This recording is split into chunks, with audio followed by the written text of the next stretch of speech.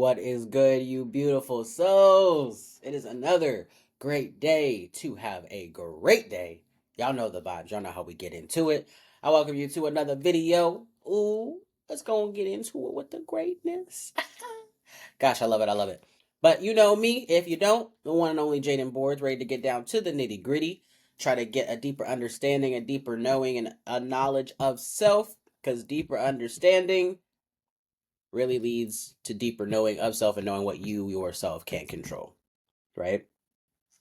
So I wanted to talk a little bit about overthinking today, which I know we've all done. Like I myself used to be a habitual overthinker on any given day. It don't matter if I was deciding on what to eat, if I was deciding on something big, it don't even matter. I would, man, it's honestly one of the easiest things for us to do. It really is because you think about it, you have one thought that then will snowball into at least 100 other thoughts, and then as you are going down that cave of thoughts, you're trying to grab each thought as you're overthinking that thought. So each one becomes 100 more.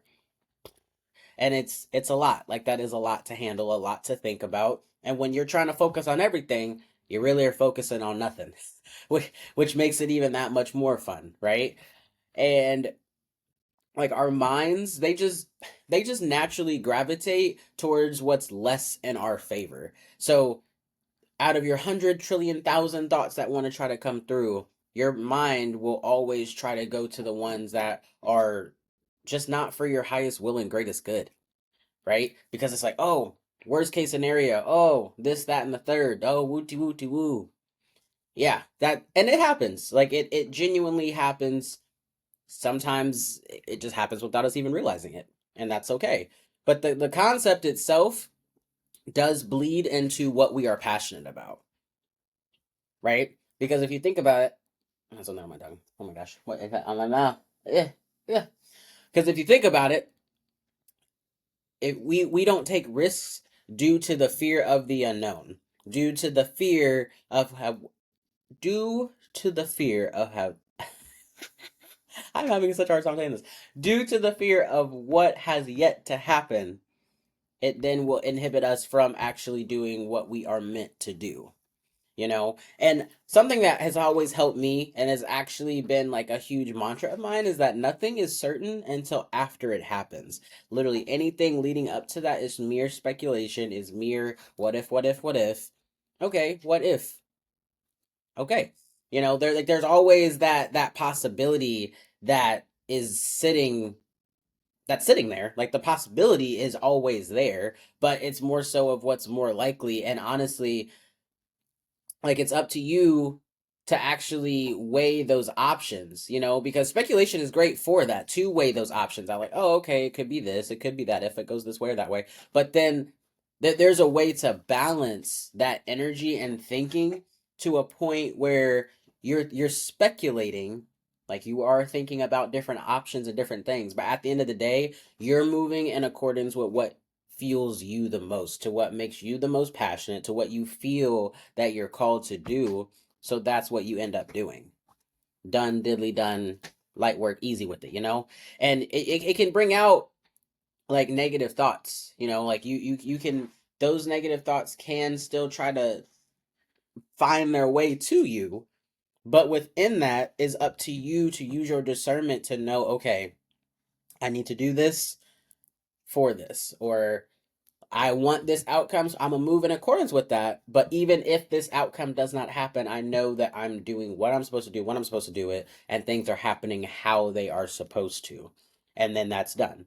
Because you can learn whatever it is that you need to in every situation that comes your way. If you are open to receiving that knowledge, if you are open to actually learning in this experience that you have been in, are in, or will be in.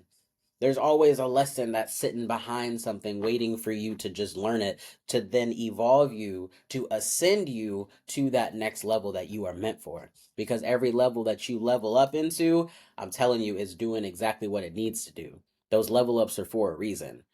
So why not lean into what brings you enthusiasm and level up to that capacity? Because now you're taking up the necessary space that you need. You're taking up the necessary space that you deserve to take up for the passion that is actually fueling you, right? Like you're putting fuel in your excited fire. So it's like the most beautiful thing that you've ever seen before because you're allowing it to do that. You're allowing it to be so, which is within that. It's like, I bet we in there like swimmer, baby. It's cool. Because the knowledge that you need, the knowledge that you seek for any endeavor that you are on or want to go on or will be on is super readily available for you. Like everything that you need, it's like a giant library. All you got to do is just open up the books so that you can know the context of what it is that book is holding. But it's all there for you. It's all there, ready for you to do whatever it is you needed to do, when you need to do it, how you need to do it. You're good. You will always be divinely guided and protected no matter what it is that you're going through, no matter what it is that you're called to do. So the overthinking is genuinely going to be the thief of all joy. Because the more you overthink, like I said, you're focusing on everything, you're really focusing on nothing. So you let that overthinking take over the voice of your guides, the voice of the universe, of spirit, of whatever you believe in. Like your intuition is literally being silenced by these overshadowing, overthinking thoughts. So the more you let those take over, the less you actually can hear yourself, which is why it becomes so overwhelming, which is why it's like, oh my gosh, when is this going to stop? When will this end? Why can I not just sit down and relax? Because you're not allowing your mind to do so. Be like a bystander watching traffic. Just let the cars be the thoughts and let them just be. Just watch them. But focus on the ones that you're called to focus on and then think into that. Use that same energy you would use to overthink and put that into what makes you happy. Put that into what actually brings you passion. Your discernment is going to tell you what you need to do when you need to do it. Assure you of that. You just gotta trust yourself. Trust yourself in your decision making. Because the more trust you have in your decisions, the more faith you have with the leaps that you take. And you know that those leaps are going to work out for you. No matter if you fall, if you trip, if you sprain something, like you know everything is going to work out exactly how it's meant to work out.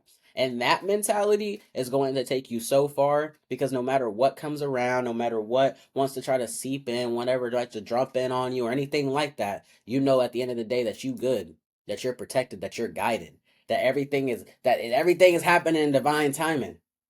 So don't overthink it, just be it, right? Embody the energy of what you want, embody the energy of who you are. Because you remember, you get in this life who you are. So you being you is already abundant. You being you is already prosperous. You being you is already tranquil.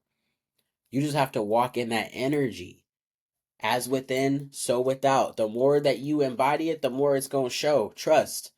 Don't embody the negative energy. Don't do that because then that's what you're gonna see. That's why you see that. That's why you hear people say, "Why does bad things always happen to me?" It's one thing after another. Like that energy is exactly why you see exactly what you see, right? So you just have to have that trust, better trust to make more intentional decisions for what it is that you actually strive for what it is that you actually want in this lifetime, because you deserve a lot. And I mean a lot. Like a lot, a lot. You deserve more and more and more and more and more. And there's nothing wrong with wanting more. People like they make you feel bad about wanting more as like, oh, stop being greedy. No, baby, I'm getting what I am. I mean, I'm not gonna apologize that you aren't able to see your worth right now. I hope you get there because we all should want to know our worth within ourselves. But I'm never gonna settle and dim my light because you haven't found yours.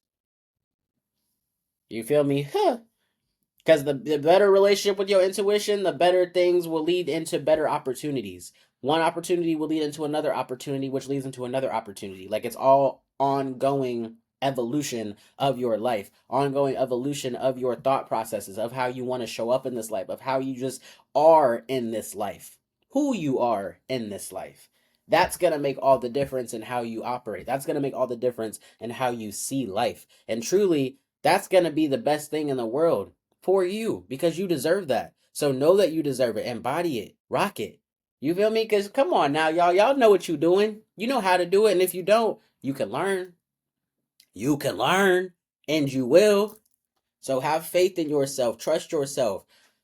Let this be your tool, not your enemy. It is an ally. You feel me? It is here to help you. It is here to help you evolve, even more so than you already have. There is more beauty out there in this life that you are meant to discover, that you are meant to be a part of. Doors to open, baby. Use the key and open it up. But that key ain't gonna work until you get the thinking and more in alignment with what you already know is yours, or what you should know is already yours. What you want wants you. Okay? So y'all keep rocking it out, keep being you, and please continue to do your thing and come back and rock with your boy.